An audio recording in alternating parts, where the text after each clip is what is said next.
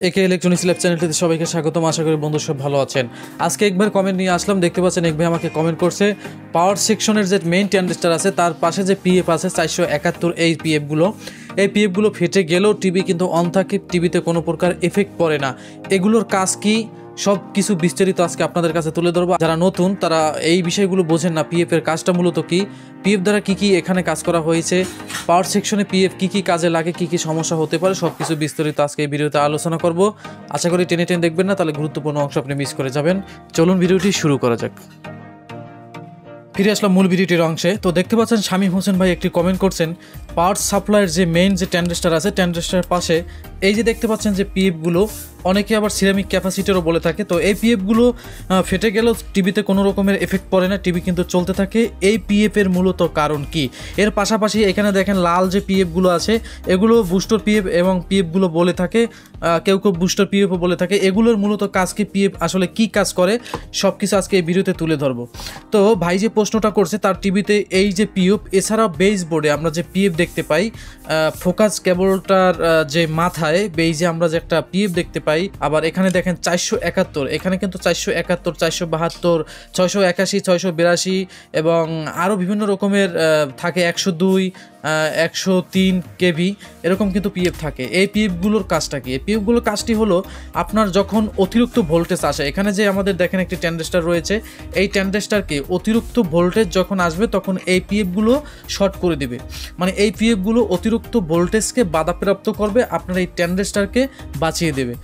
এখানে দেখেন যেমন ধরেন এইখানে আরও একটি পিএফ আছে যেটা আমাদের একটু ওইখানে যদি আমরা একটু দেখি যে প্রাইমারি সেকেন্ডারিতে, এই যে দেখেন এইখানে প্রাইমারি সেকেন্ডারিতে কিন্তু শর্ট করা আছে। এখানে মূলত যখন দেখবেন যে আপনার সেকেন্ডারি শর্ট করতেছে বিভিন্ন জায়গায় হাত দিলে, তখন কিন্তু এই পিএফটা কিন্তু খারাপ হয়। এটা মূলত নেগেটিভের সাথে শর্ট করা থাকে এই পিএফ খারাপ হলে কিভাবে বুঝবেন, এটা অনেকের প্রশ্ন থাকে। দেখেন সব কিছু মিটারে যদি কন্টিনিউ মোডে যদি দেখেন যে বিপ সাউন্ড করছে তার মানে ভালো, কিন্তু এই পিএফগুলো যদি বিপ সাউন্ড দেয় অথবা এই যে লাল যে পিএফগুলো এগুলো যদি বিপ সাউন্ড দেয় তার মানে পিএফটা খারাপ, যদি বিপ সাউন্ড নাও দেয় তাহলে পিএফটি ভালো।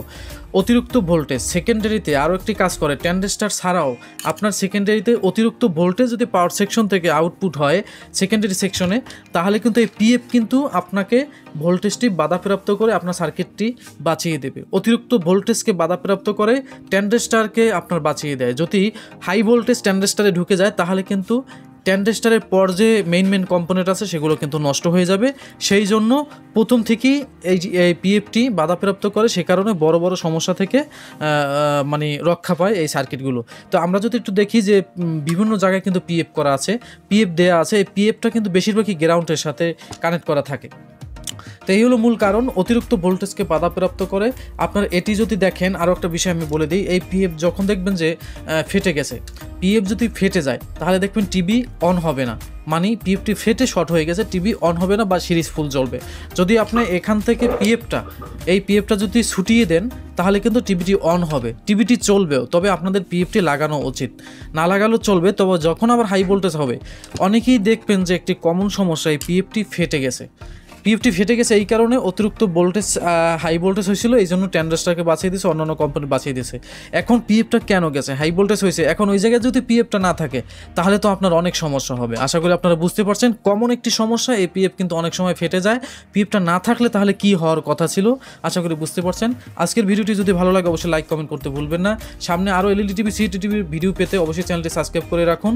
আর আপনারা জানেন যে আমার একটি হোয়াটসঅ্যাপ গ্রুপ আছে, এই ভিডিও ডিসক্রিপশনে পাবেন। তো ওই হোয়াটসঅ্যাপ গ্রুপে কিন্তু একটি হ্যাকার কিন্তু আক্রমণ করছিল, এখানে অনেক অশ্লীল জিনিস আপলোড করতো, সেই জন্য টেলিগ্রাম গ্রুপ খুলেছি। সবাই টেলিগ্রাম গ্রুপে জয়েন হয়ে নেবেন, ডিসক্রিপশনে বক্সটা যদি চেক করেন তাহলে সেখানে পেয়ে যাবেন। টেলিগ্রাম যার না আছে ডাউনলোড করে আপনারা জয়েন হয়ে নেবেন। হোয়াটসঅ্যাপ গ্রুপটি অল্পতেই কিন্তু এখান থেকে সরিয়ে ফেলা হবে, তাই অবশ্যই টেলিগ্রাম গ্রুপে জয়েন করুন। আজকে এই পর্যন্ত, কষ্ট করে ভিডিওটি দেখার জন্য অসংখ্য ধন্যবাদ। ভালো থাকবেন, আল্লাহ হাফেজ।